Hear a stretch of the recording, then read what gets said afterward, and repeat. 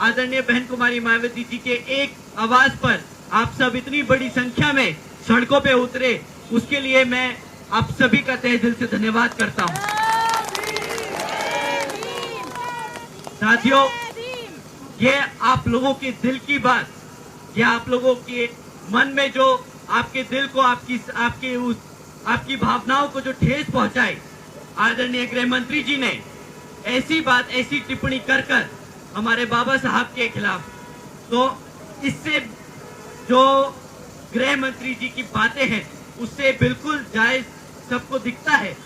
It's very evident कि वो हमारे समाज को आज तक वो सम्मान ना दे पाए अपने दिल से, ना वो राजनीतिक तौर पर आज तक हमारे समाज के लिए वो काम कर पाए, ना आने वाले समय में काम कर पाएंगे।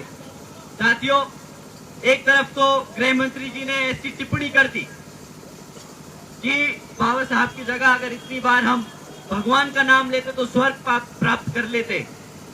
उन्हें जाके कोई समझाए एक बारी कि हमारे समाज ने बाबा साहब का नाम लिया, आदरणीय बहन कुमारी मायावती जी ने संघर्ष किया उनका नाम लेकर, मान्यवर साहब ने उनका नाम लेकर संघर्ष किया, तो हमें यहाँ जीते जी स्वर्ग मिला है। उनके भगवान के नाम से नहीं, हमारे बाबा साहब के नाम से मिला है। साथियों, उसी के साथ साथ उन्होंने जिस बात पे टिप्पणी करी, ये कांग्रेस के लोग नीली टी शर्ट और साड़ी पहनकर आजकल ढोंग कर रहे हैं, बाबा साहब के नाम पर राजनीति करने की कोशिश कर रहे हैं। इनके पास अब और कुछ मुद्दे बचे नहीं। लोकसभा में तो वे बेचारे कॉन्स्टिट्यूशन की किताब लिखाकर हमारे समाज को भटकाते रहे। अब जब रिजर्वेशन की बात आई, सब कास्ट कैटेगराइजेशन में जो रिजर्वेशन की बात आई, उस पे वो चुप्पी साधे बांधे रहे। उनसे एक बार भी उनसे टिप्पणी नहीं करी गई।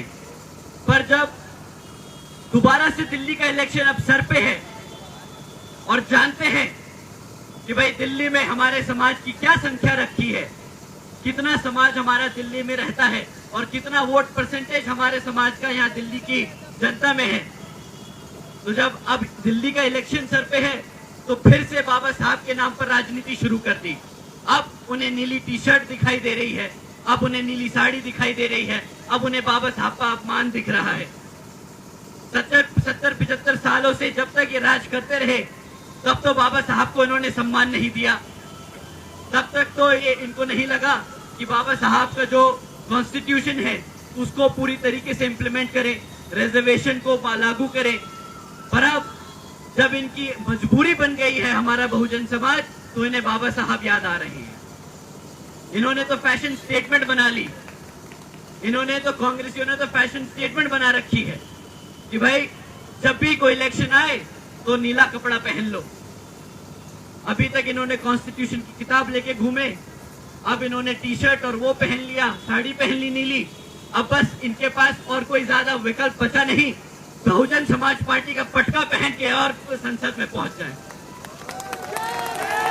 क्योंकि ये जानते हैं साथियों, ये जानते हैं कि हाथ के निशान पर वोट नहीं दबेगा, हाथ के निशान पर इन्हें हमारे समाज का वोट नहीं मिलेगा।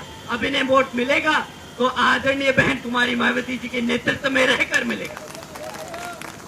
तो साथियों, मैं अपनी बात यही समक्ष में आप लोगों के बीच में रखते हुए आज का जो हम ज्ञापन डीएम के माध्यम से यहाँ पर राष्ट्रपति जी को देना चाहते हैं, तो उसमें आप सब शांतिपूर्वक और जैसा आदरणीय बहन कुमारी मायावती जी ने हमें निर्देश दिए हैं कि हम शांतिपूर्वक यहाँ पर इस मार्च पास्ट को कंडक्ट करेंगे, वहां पर हम अपना ज्ञापन देंगे और अपनी बात रखेंगे।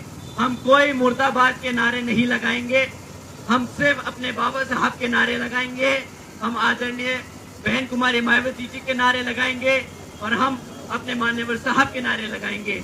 ठीक है साथियों, अपनी बात यही समाप्त करते हुए आप सभी का धन्यवाद। जय भीम, जय भारत।